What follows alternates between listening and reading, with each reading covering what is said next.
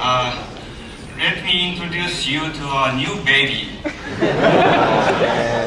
Like all babies, it's small. It will make a lot of noise.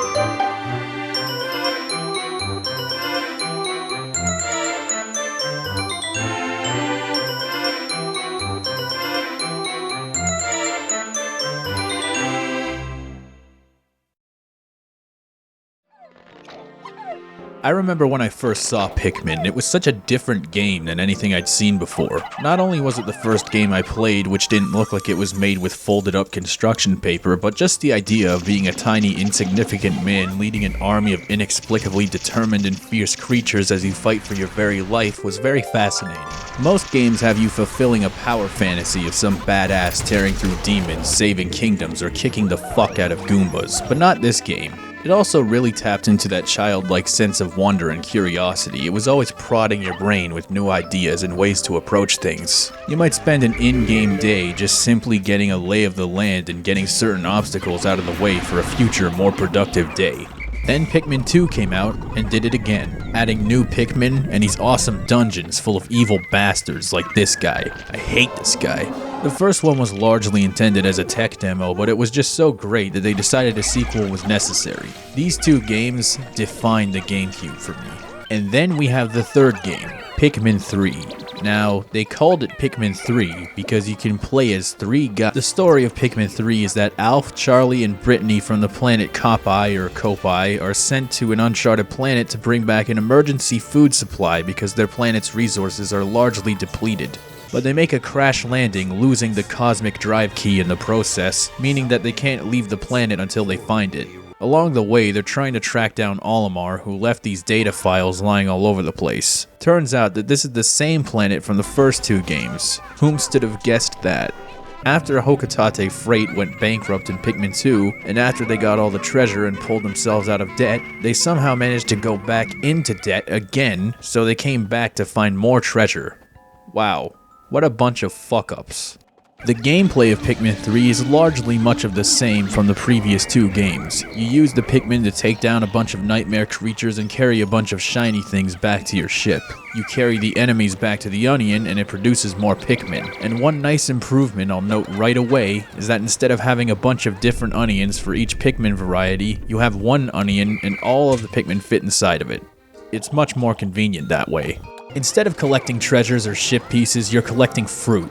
Yeah, I guess they don't need any protein or they'd be bringing back dead Bulborbs. Not a joke, by the way. In Pikmin 2, Louie is always talking about cooking dead enemies and eating them. What a fucking badass. They brought back the time limit from Pikmin 1, but instead of having a hard time limit of 30 days, for instance, the number of days you have depends on how much fruit you collect. You start out with only 3 days worth of rations, but as you collect fruit, you can survive for more days. It's a really great way of conveying the urgency of the situation to you early on. There's even a part halfway through the game where that dickhead Louie steals all your rations, putting you back to 0, and you have to hunt him down, take the rations back, and then throw him to the Bulborbs. As for the new Pikmin, they ditched the white and purple Pikmin, but now you have rock Pikmin and flying Pikmin. The rock Pikmin are cool because they can destroy crystals and they're effective against certain enemies. But the flying Pikmin are definitely my favorite because they can just literally fly all the fruits, enemies, and bridge pieces and completely avoid most hazards. I got stuck at this point for a bit because I couldn't find the remaining bridge pieces for the life of me. But then I realized that I could just throw the flying Pikmin over and they could just airlift it out and over everything. It was awesome. I never did find those pieces, so for all I know, that's actually how you're supposed to do it. They also brought back the bombs from Pikmin 1. Of course, in Pikmin 1, only the yellow Pikmin could use them. In Pikmin 3, all Pikmin can carry bombs. Damn. flying Pikmin with bombs, it's Judgment Day for this place. The Pikmin are absolutely adorable, but you don't want to get too attached to them because they'll probably be eaten alive. No! Oh my god, he ate most of them, dude. Oh. Whoa, no! No! Oh, fuck this nonsense. This is just ridiculous. I'm not gonna lose Pikmin to bullshit, so... Or in my case, you'll send them into the water and drown them. I felt like such a moron when that happened, and I said, okay, that's a one-time mistake. I'm never making that mistake again. I will never do that again, and then I did it immediately. There's also this sweet new mechanic where you can throw your teammates. This creates more potential for environmental puzzles.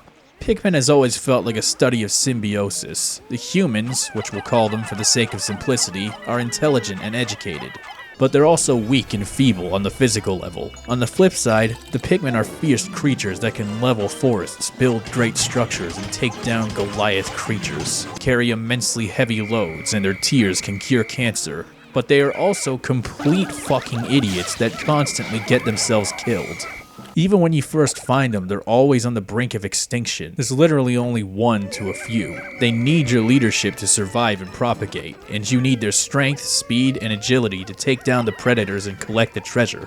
The Pikmin series has always managed to blend cartoonishness with realism on the visual end, and with the power of the Wii U, they managed to turn it way up. It's indisputable. This game is beautiful. The worlds don't just have much more visual details, but also interactivity. You have to weigh down fruit to pull it off trees. You and all the Pikmin can hop from lily pads to land and travel up and down streams of water. There are these spiders who wait for flying Pikmin to carry stuff and get stuck.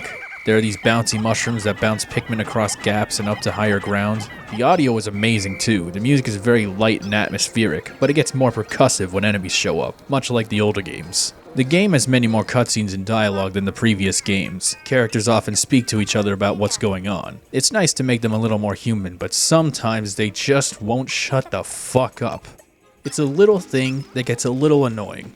A little. Now, if there are two things that piss me off in video games, the first one is constant interruption, and the second one is when a sequel changes things that didn't need to be changed. Now, Pikmin 3 has both of these problems. The difference is that Pikmin 3 is still Pikmin. That being said, the game does have some issues. In terms of interruptions, every now and then the character you're playing as will be surprised by something in the world, which will cause them to jump and freeze in place for a split second. But especially in the beginning of the game, there are a lot of annoying tutorials and the data files stop the entire game so you can look at them. Then whenever you run into a big boss, the game feeds you a cutscene. It gets pretty annoying after a while. The thing is, you already can only play for relatively brief intervals of time between the day starting and ending, which means that interruptions are way more torturous in this game than they would have been in a different game, for instance.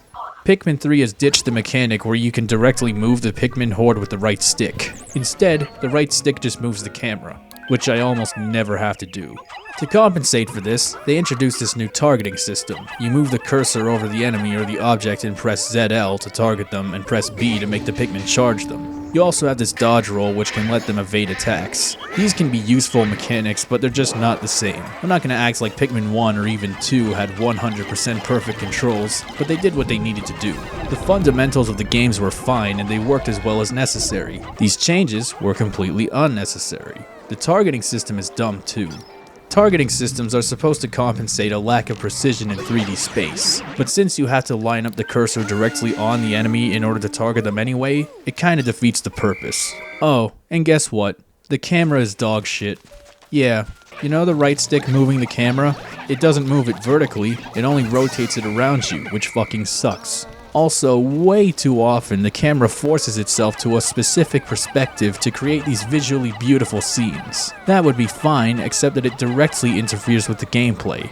Also, the trick with ZL putting the camera behind you doesn't work as well in the original games. The reason being that instead of centering it behind you, it centers it behind wherever the cursor is pointing, with you as a midpoint. So you could be facing and walking left, but if the cursor didn't catch up with you yet, pressing ZL could completely disorient you, which can kill you.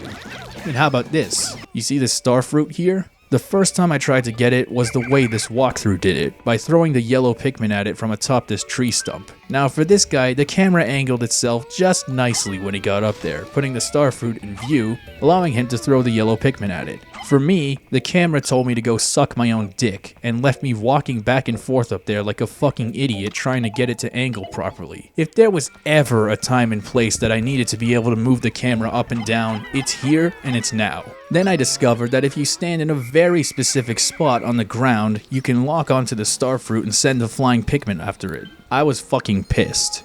Like, no, seriously. I had a childish meltdown. I hadn't been that angry since last Thursday.